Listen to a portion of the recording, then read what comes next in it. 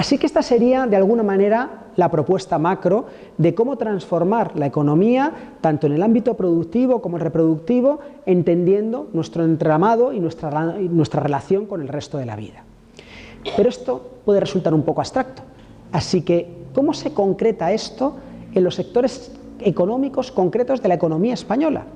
Bueno, pues en el libro lo que intentamos recorrer son 10 sectores básicos de nuestra economía, de la economía productiva. No entramos en la parte de la economía reproductiva, no porque sea poco importante, que en absoluto lo es, sino porque bueno, pues nos hemos centrado aquí, no nos daba el cuerpo para todo, ¿no? Así que nos centramos en transformaciones en la economía productiva, en cómo deberían ser desde una perspectiva decrecentista la energía, la gestión de los materiales, todo lo que tiene que ver con la silvicultura, la resiliencia climática, la restauración ecológica, el sector alimentario como un sector absolutamente central, la minería, el transporte, la industria, la construcción, rehabilitación de edificios, el turismo o las finanzas. Hacemos un diagnóstico de cuál es el punto de partida, cuál es la situación actual en la economía española, cuál podría ser el punto de llegada, cómo sería una economía decrecentista, esa economía que se adapte a los límites planetarios y lo haga con justicia. Y luego ponemos ejemplos de cosas que ya existen, no de quimeras, sino de proyectos que ya existen, de realidades que existen en nuestro contexto y que de alguna manera están prefigurando, son como maquetas de cómo podría ser esa economía decrecentista. No voy a entrar en todos ellos porque serían muchos y sería como aburrir y además entrar como en un nivel de información como muy grande, pero sí que he traído como 4 que me parecen como especialmente representativos, ¿no? Como para ver un poco pues, por dónde podrían ir las cosas. Tampoco me voy a entrar en súper detalle, pero sí que voy a dar algunas pinceladas de cada uno de ellos. He cogido los 2 que son fundamentales desde el punto de vista de la economía. No hay economía sin energía y no hay economía sin materiales. Así que tendremos que ver cómo gestionamos nuestra energía y cómo gestionamos nuestros materiales, porque de alguna manera es la llave de entrada a todo lo demás. Así que los 2 primeros sectores son la energía y los materiales, y luego he cogido 2 sectores pues, importantes, muy importantes en la economía española, el de la industria y el del turismo, y que luego además pues, nos permiten pensar, ¿no?, en qué tipo de transformaciones podríamos llevar, porque además son 2 sectores incómodos. Podría haber traído el sector de la alimentación, que lo que planteamos es un crecimiento de ese sector alimentario, pero se ha traído 2 sectores en los que planteamos un decrecimiento y una reconfiguración, por lo tanto incómodos, ¿no?, y que creo que nos pueden permitir pues, sacarle más jugo a la discusión, ¿no?, y a la reflexión. Entro con el primero, con el que tiene que ver con la energía. ¿Cuál es la situación de partida? Lo que encontramos es que nuestra economía es una economía que depende en gran medida de fuentes energéticas no renovables, de combustibles fósiles. En un porcentaje altísimo nuestro consumo energético viene del carbón, del petróleo, del gas y del uranio. Así que este es un problema especialmente acuciante para nuestra economía, pero además especialmente centrado en determinados sectores estratégicos que son muy dependientes de estos combustibles fósiles. Me refiero en concreto al de la automoción, al de todo el sector transporte o toda una parte del sector industrial, por ejemplo, en lo que tendría que ver con toda la siderurgia, y luego entraré un poquito en la parte de la siderurgia y demás. Así que una de las cosas que hay ahora mismo sobre la mesa es, bueno, efectivamente, los combustibles fósiles los tenemos que abandonar, primero porque nos están abandonando ellos, porque están empezando a dar síntomas ya claros de agotamiento, y segundo porque además tenemos una emergencia climática y una emergencia ecosistémica que hace que sea imperativo abandonarlos. Así que lo que se pone sobre la mesa son las energías renovables. ¿Y son las energías renovables capaces de mantener nuestro modelo, de sostener el sistema que tenemos sobre la mesa o no? Porque esta es una pregunta tremendamente relevante para ver por qué apostamos y cómo apostamos por ese tipo de cosas. Bueno, el tema es que, simplificando un poco, pero solo un poco, en realidad las líneas gruesas valdrían, podríamos decir que las características de los combustibles fósiles son prácticamente antagónicas a las características de las energías renovables. Y más en concreto de las energías renovables como las estamos usando en la actualidad. Pero entro en las características de los fósiles. Las características de los fósiles son que son fuentes energéticas tremendamente concentradas. Cuando yo quemo 1 litro de petróleo o 1 litro de gas obtengo muchísima energía. Está muy concentrada la fuente energética y por lo tanto, ya digo, me permite obtener un montón de energía. No solamente son fuentes energéticas concentradas, sino que son fuentes energéticas que están en formato stock. ¿Qué quiere decir esto? Quiere decir que las puedo quemar cuando me dé la gana. independientemente de si es de día o si es de noche, si ha llovido mucho o ha llovido poco, si hace mucho viento o hace poco viento, da igual, porque las tengo ahí almacenadas y las puedo utilizar cuando considere que las tengo que utilizar. Y el tercer elemento es que su disponibilidad ha sido brutal, ingente. Si vemos el consumo energético de la humanidad antes del periodo industrial y después del periodo industrial, es como el día y la noche. Hay un salto de muchos órdenes de magnitud y de alguna manera hemos tenido una disponibilidad energética como nunca antes habíamos tenido. Pero es que los combustibles fósiles no son solo fuentes energéticas, sino que son también fuentes materiales determinantes. Las utilizamos para un montón de cosas, desde asfaltar nuestras calles hasta producir nuestras medicinas, a todo lo que sería el sector petroquímico de los plásticos, que es determinante para entender ahora mismo nuestra economía o cómo vivimos. Así que no pensemos solo en esa apropiación, ¿no?, energética, sino también en esa apropiación material que nos permiten los combustibles fósiles. Pues decía, las fuentes energéticas renovables, que en realidad son todas ellas fuentes energéticas solares, pues, o casi todas, porque el sol es el que calienta el agua, la evapora y después la utilizamos al llover, o el sol es quien calienta el aire y lo pone en movimiento para convertirlo en viento y a partir de ahí lo utilizamos, ¿no? Bueno, pues las fuentes energéticas renovables, digo, tienen prácticamente propiedades distintas, antagónicas a la de los combustibles fósiles. Decía, los combustibles fósiles son fuentes energéticas concentradas, las energías renovables son fuentes energéticas dispersas. Llega un montón de radiación solar sobre el planeta, un montón, muchísima cantidad de energía en forma de radiación solar, pero no llega sobre un punto, sino que llega dispersa sobre el territorio. De manera que tenemos que poner un montón de paneles solares para conseguir una cantidad apreciable de energía que después podamos utilizar pues como consideremos que tenemos que utilizarla. Y esto a nadie se le escapa, que es un conflicto, porque es un conflicto por el uso del territorio, entre los usos energéticos, repito, poner un montón de paneles solares, los usos alimentarios, utilizar ese mismo territorio para producir alimentos, o los usos ecosistémicos, pues intentar frenar esa pérdida de biodiversidad en la cual pues, nos va nuestra capacidad de estabilidad, ¿no? Y esto es un conflicto que se está viviendo en nuestro territorio, pero que en realidad se está viviendo a nivel internacional.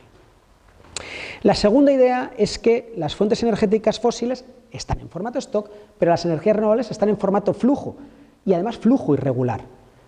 Repito, no sé muy bien cuándo me va a pasar una nube, me va a tapar el panel solar y me va a dejar de producir, no sé muy bien qué días me va a soplar más el viento y me va a dejar de soplar, y es más, no solamente que no lo sepa, sino que no lo puedo controlar. Y esto para un sistema que se tiene que adaptar a maximizar la producción, a maximizar las ventas y por lo tanto a maximizar los beneficios, es un problema de primer orden. De hecho, si el capitalismo abandonó las fuentes energéticas renovables y las sustituyó por combustibles fósiles, no fue porque al principio fuesen más eficientes los combustibles fósiles, que no lo eran más eficientes y más baratas las energías renovables. Hizo la transición porque le permitía producir cuando el mercado lo demandaba. Y esto era una ventaja competitiva determinante que hizo pues, que se produjese esa transformación. Así que esto no es cualquier cosa de cara a mantener nuestro modelo. Y la tercera idea es que, aunque sobre esto hay discrepancia científica, parece que hay estudios sólidos, científicos potentes, que plantean que el escenario de máximos de disponibilidad energética que podríamos tener con las renovables es notablemente más bajo que el que podríamos tener con los combustibles fósiles. Así que, aunque sea por un principio de precaución, atengámonos a estos estudios científicos, digamos, más conservadores, porque, oye, mira, que luego hay más, pues mira, miel sobre hojuelas, ¿no? Para subir siempre hay tiempo, ¿no? Para bajar la cosa es bastante más complicada. Bueno, esto de por sí, esto por las características intrínsecas de las renovables, pero es que además las renovables, tal y como las utilizamos, tienen unos límites añadidos, porque el tipo de fuentes de máquinas que utilizamos, pues las usamos solamente para producir electricidad. Ahora mismo en España la electricidad da cuenta de aproximadamente el 22% de nuestro consumo energético, el resto, el 78% restante, no está electrificado. Y no solamente no está electrificado, sino que tenemos muchas dificultades de electrificarlo. Y no lo voy a decir en teoría y en abstracto, sino que lo voy a decir en realidad.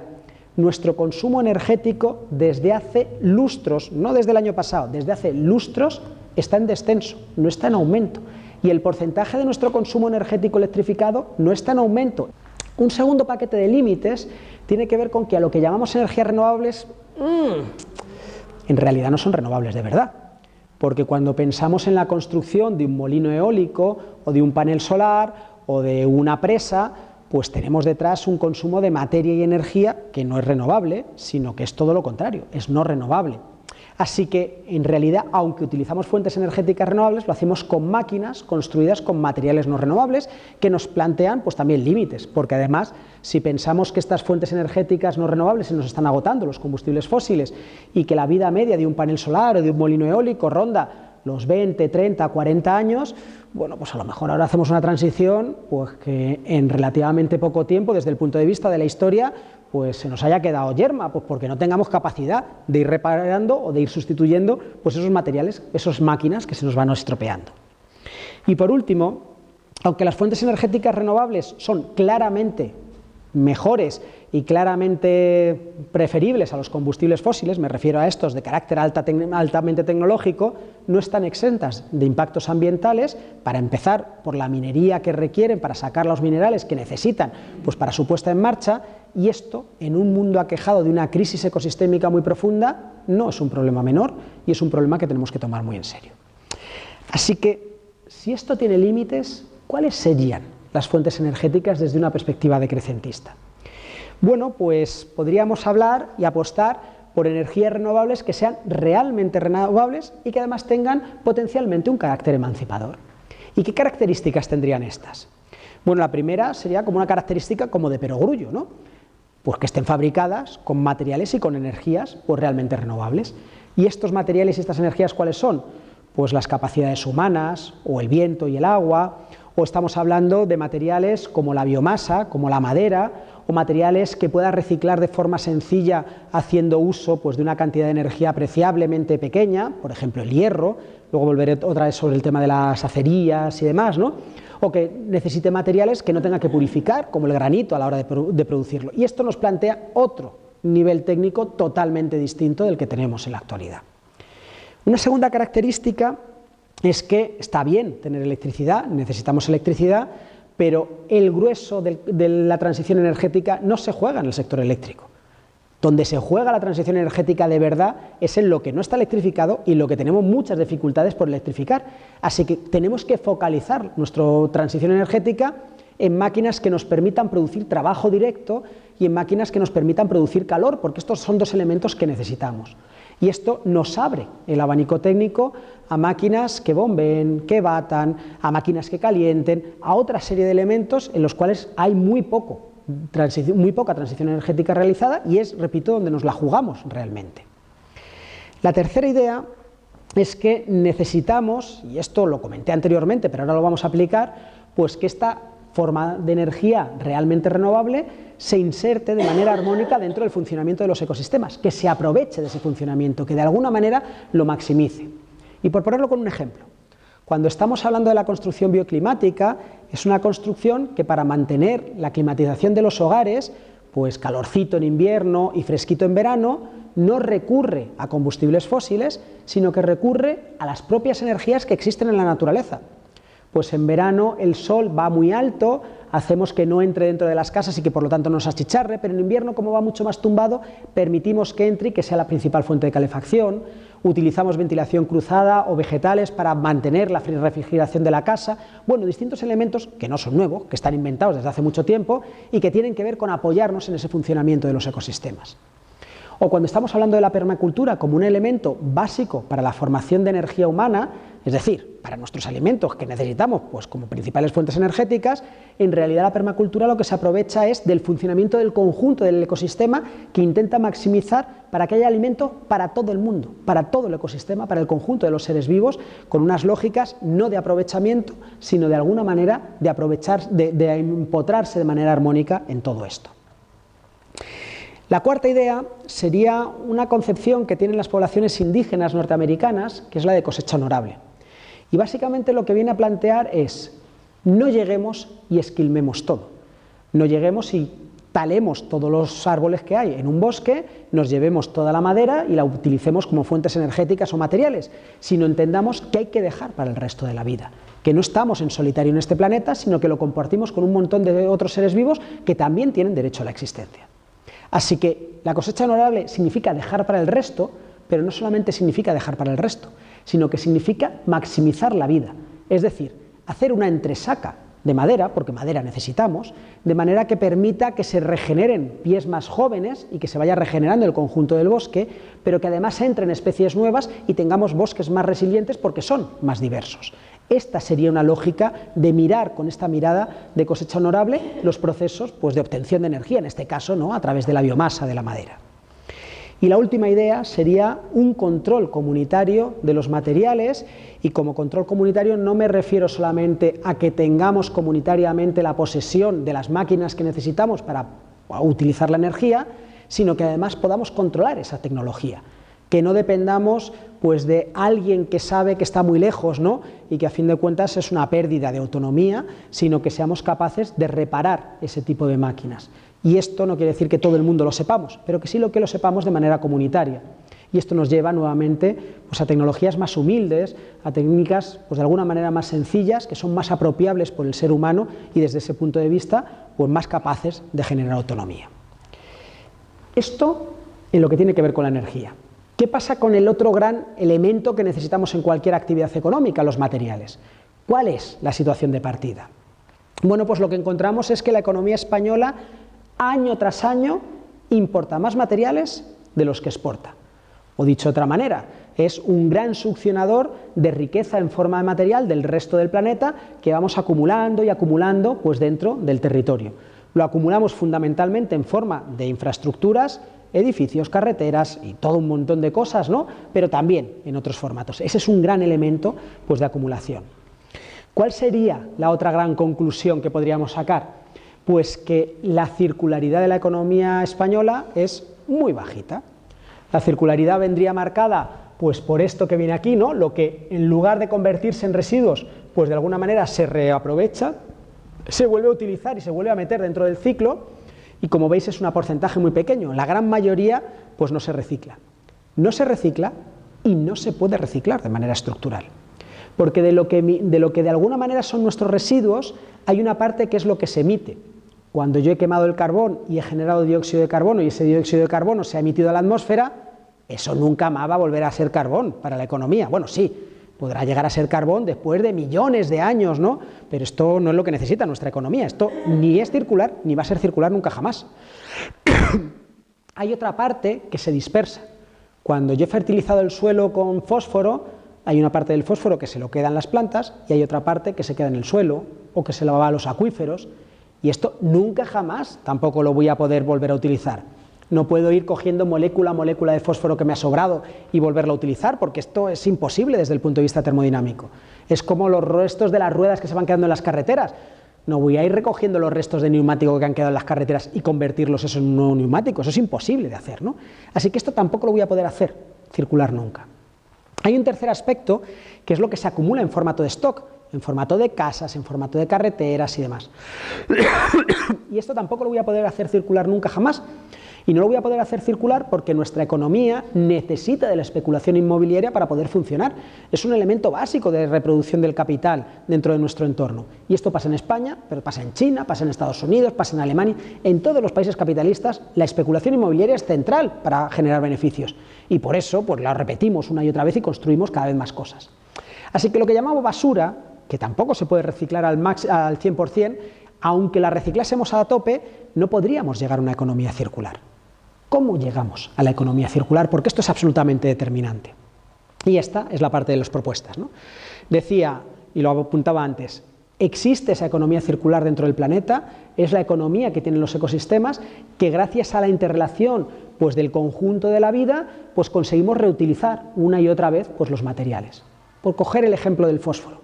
Decía, ese fósforo que hemos echado a los campos se ha dispersado en los acuíferos. De los acuíferos llega a los ríos, de los ríos llega al mar, y en el mar, pues vamos a imaginar pues que se convierte, se lo comen, ¿no? Pues algunos pequeños animales que van ascendiendo en la cadena trófica y al final acaban acumulándose en los salmones. Los salmones remontan el río, ¿no? Para desovar, ¿no? Como sabemos, cuando han remontado el río, pues de pronto llega un oso que caza el salmón, se lo come, al comérselo se come también todo ese fósforo y ese fósforo lo reintegra nuevamente pues al suelo pues cuando echa sus excrementos, ¿no? Con lo que le ha sobrado pues de lo que ha comido del salmón, ¿no? Esto sería un ejemplo de cómo toda la trama de la vida, muy sencillo, es todo muchísimo más complejo, consigue reutilizar una y otra vez todo ese fósforo. Así que necesitamos empotrar nuestra economía dentro de esa economía de los ecosistemas para conseguir esa economía circular. ¿Y esto cómo se hace? Pues usando materiales que sean biodegradables o inertes, es decir, de alguna manera no metiendo contaminantes al entorno, utilizando unos materiales a un ritmo pues adecuado a lo que puede producir el ecosistema, pero generando residuos también a un ritmo adecuado a lo que el ecosistema puede de alguna manera pues gestionar, ¿no? Pues los purines de una macrogranja de cerdos en principio no son contaminantes, pero se generan tantos purines, tantos restos pues de esos animales, ¿no? Y de sus excrementos, que esto distorsiona el ecosistema porque no es capaz de gestionarlo. Así que tenemos que hacerlo también a una velocidad lenta, esa producción de residuos. Necesitamos de alguna manera aportar energía para que esto sea posible, y esta energía tiene que ser solar, ¿no? Lo acabamos de ver anteriormente, y para poder hacer una economía circular tiene que ser una economía cercana y por lo tanto tiene que ser una economía diversa, porque necesitamos pues de alguna manera producir todo lo que necesitamos en cercanía. Ya tenemos el grueso de nuestra economía porque ya tenemos otro formato de gestionar nuestra energía y tenemos otro formato de gestionar nuestros materiales.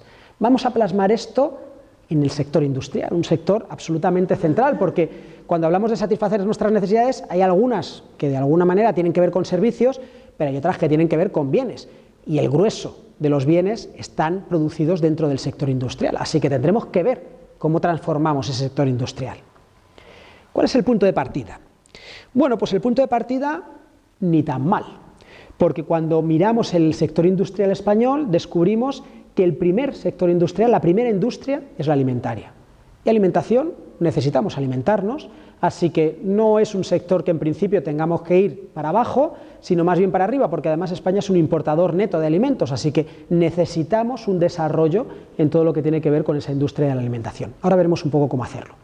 Pero a partir de ahí vienen los elementos más complicados, porque los distintos sectores industriales que vienen a continuación serían pues, el que tiene que ver con la producción de energía eléctrica, la fabricación de vehículos, la industria química, la fabricación de productos metálicos, las coquerías y el refino de petróleo, y todos ellos son sectores que sí que necesitan un proceso de crecimiento, un proceso de reducción. El segundo elemento muy importante a la hora de pensar en cómo transformamos el sector industrial es que es el segundo consumidor energético y además muy dependiente de combustibles fósiles de lo que son los sectores económicos en la economía española. El primero es el transporte, el segundo es la industria. Y el tercer elemento es que en algunas industrias básicas para el sostén de una vida digna, como es la alimentación, el textil, la fabricación de muebles, la industria del papel o la fabricación de productos farmacéuticos, España es un importador neto. Con lo cual podríamos decir, estos sectores, si queremos construir autonomía económica, desconectarnos de los circuitos internacionales de producción y consumo, que además tienen pues, unos consumos importantes de energía, ¿no? Para que todo esto se produzca, pues permitirían un crecimiento de estos sectores y esto bueno, pues nos puede permitir de alguna manera un cierto desarrollo industrial. Así que, ¿qué transformaciones, qué líneas de transformación necesitaríamos? Una primera línea sería pensar dónde se produce y dónde se consume.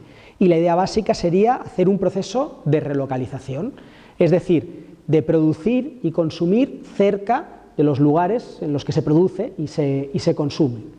Pensar en economías globalizadas es pensar en economías intrínsecamente insostenibles y lo que tenemos que pensar es en economías más autosuficientes, más centradas en lo local.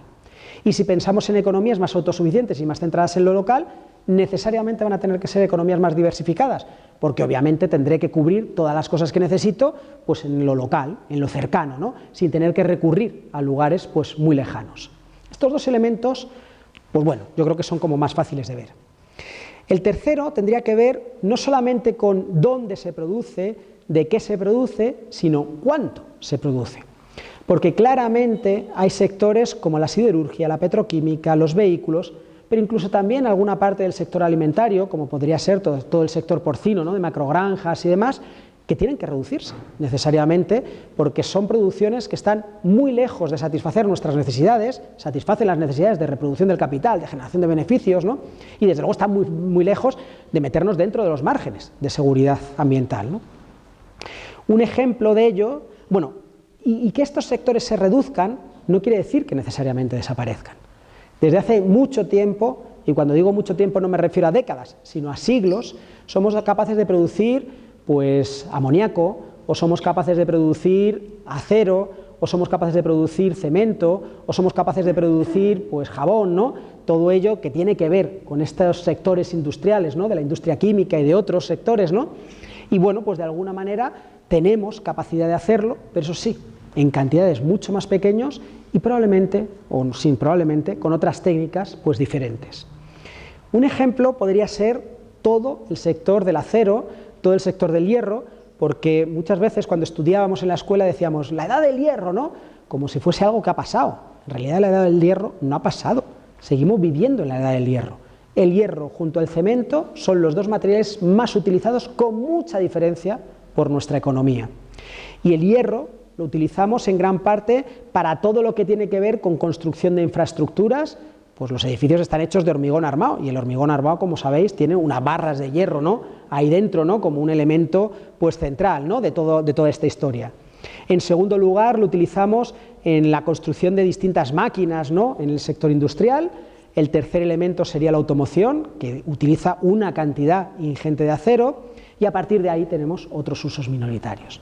Una primera conclusión es, hay mucho que realmente no necesitamos, porque no necesitamos construir más casas. Tenemos casas más que de sobra, lo que necesitamos es repartir las casas que existen, ¿no? Y esto nos lleva a otro tipo de políticas, pues de expropiaciones, de otro tipo de elementos, pero nuestro problema no es de parque inmobiliario, nuestro problema es de reparto del parque inmobiliario, que son problemas muy diferentes. Así que podemos pensar, hay una gran cantidad del hierro que se está produciendo que realmente no necesitamos para vivir dignamente. Y ese hierro lo podemos reutilizar, porque el hierro, una de las propiedades que tiene es que se recicla muy bien, es 100% reciclable, y es más, cuando producimos hierro a partir de hierro reciclado, los consumos energéticos bajan una barbaridad, pero una barbaridad del orden de 1 a 10 estamos hablando, ¿no? Y esto nos permite tener pues, una reorganización del sector pues, del acero en base al reciclaje, a la reutilización, ¿no? En lugar de a la producción de nuevos materiales de hierro, que nos quita la minería, que nos quita un consumo energético importante y que nos permite, pues bueno, sí, satisfacer necesidades porque algo más de hierro vamos a necesitar. Y el último elemento que tendríamos que pensar es, de alguna manera, cómo se produce. Porque tenemos que repensar también todo nuestro cuerpo técnico si queremos que ese cuerpo técnico, de alguna manera, utilice energías y materiales renovables, pues se acople a ese funcionamiento de los ecosistemas, prime la durabilidad y la reparabilidad, que son elementos básicos para de alguna manera acoplarnos a esos límites planetarios en los que nos encontramos. Y esto reconfigura cómo es la industria textil, reconfigura cómo es la industria alimentaria, reconfigura cómo es la industria inmobiliaria, y no es que estos sectores no puedan crecer, que repito, son sectores que pueden crecer dentro de nuestro entorno, del entorno español, pero tienen que crecer de otra manera distinta. No es la industria textil pues en base a fibras sintéticas, sino a fibras naturales. No es la industria alimentaria en base al consumo extensivo de combustibles fósiles, sino otro tipo de industria alimentaria. Podríamos pensar en reflexiones similares en el sector mobiliario, ¿no? Pues que no son esos conglomerados, ¿no? Pues hechos a partir de materiales sintéticos, sino probablemente la madera maciza, que nos coloca también en otra mirada distinta de lo que sería ese sector mobiliario. Bueno, esto, pues para no engañar tampoco, ¿no? Y para no plantearnos también pues, falsas expectativas, implica el final del modelo industrial concebido como la fabricación colectiva a gran escala de bienes en plantas bien organizadas, con un alto grado de automatización y especialización, que no sabemos hacerlo de otra manera que utilizando grandes cantidades de materiales no renovables y de energías no renovables, de energías fósiles. No existe una industria que sea distinta, lo que tenemos por delante es otra forma de fabricar nuestros bienes, que qué duda cabe que los necesitamos, pero con otras miradas totalmente diferentes, ¿no? de las que podremos estar haciendo ahora mismo. Y el último ejemplo, y con esto lo voy a dejar para que tengamos un espacio de debate, sería el del turismo, porque el turismo es un sector absolutamente determinante en la economía española. Pues da cuenta de una parte muy importante del Producto Interior Bruto, del orden del 12-13%, da cuenta también de un nivel alto pues, de empleos, ¿no? dentro de nuestra economía, empleos, dicho sea de paso, tremendamente precarizados, es de los sectores en los cuales los salarios son peores y las condiciones laborales más duras, no solamente por jornadas partidas o larguísimas, sino además por altos grados de estacionalidad, ¿no? Te contrato en verano, te despido pues, en invierno, ¿no? Llevando pues, a situaciones de precariedad vital pues, muy, muy grandes a las personas, ¿no? Así que lo que necesitamos claramente es un proceso de reducción en el turismo, pero una reducción que necesitamos hacer de forma diferenciada. Porque ¿dónde está el mayor impacto ambiental del turismo? Claramente en los desplazamientos. ¿Y en qué tipo de desplazamientos? Claramente en los que son a largas distancias y en avión. Así que, para pensar en recortes, pensemos en el turismo internacional que viene en avión. Ese es el primero que hay que recortar. A continuación, ¿cuál es el segundo nivel de impacto del turismo? El hospedaje. Y dentro de los hospedajes, claramente los que son más impactantes son los hoteles de 5 estrellas y de 4 estrellas. Podemos mantener un sector turístico basado en campings o en hostales, que por otra parte es lo que utilizamos las personas que estamos aquí reunidas hoy, estoy seguro, ¿no? Así que desde ahí pensemos que realmente el turismo que hay que quitar es ese turismo que tiene que ver mucho con el lujo. Y el último elemento del sector turístico, que este no necesita tanto una reducción como una reconversión, sería todo lo que tiene que ver con la restauración, los bares, los restaurantes y demás, que permiten una reconversión pues desde un paradigma agroecológico, pero que puede mantener pues una parte de su actividad económica. Y a partir de ahí pensemos en desplazamientos más a cortas distancias, en que una vez que lleguemos al destino turístico nos movamos poco, disfrutemos del lugar y no tengamos ansias de continuar viajando, ¿no? Que vayamos a lugares que puedan acogernos, que no generemos más basura de la que pueda gestionar el espacio, ¿no? Que tendamos esos hospedajes de baja gama, que pensemos en condiciones laborales dignas, ¿no? Pues para las personas que estén ahí, bueno, en repensar pues desde una perspectiva pues de justicia social y de sostenibilidad pues ese modelo turístico y demás. Así que le hemos hecho un recorrido al punto de partida en el que nos encontramos en la economía española, a esos puntos de llegada desde una perspectiva de economías feministas, solidarias y ecológicas, pero habría que hacer pues una última mirada, y es ¿cómo hacemos el recorrido en ese camino? ¿Cómo pasamos de la situación actual a esa otra situación? Porque obviamente no es sencillo hacer esa transición. Esto en el libro entramos también, y todo el último tercio del libro es pues como una serie de sugerencias estratégicas, pero no voy a entrar hoy, porque creo que puede ser como un espacio como para que debatamos conjuntamente sobre ella, que pensemos conjuntamente, porque si lo que he dicho hasta ahora pues es discutible, ¿no? Y sobre esto podemos tener distintas opiniones, y bienvenidas serán ahora en el debate, pues sobre cómo lo conseguimos, pues es todavía muchísimo más discutible, ¿no? Y es algo que necesitamos construir colectivamente.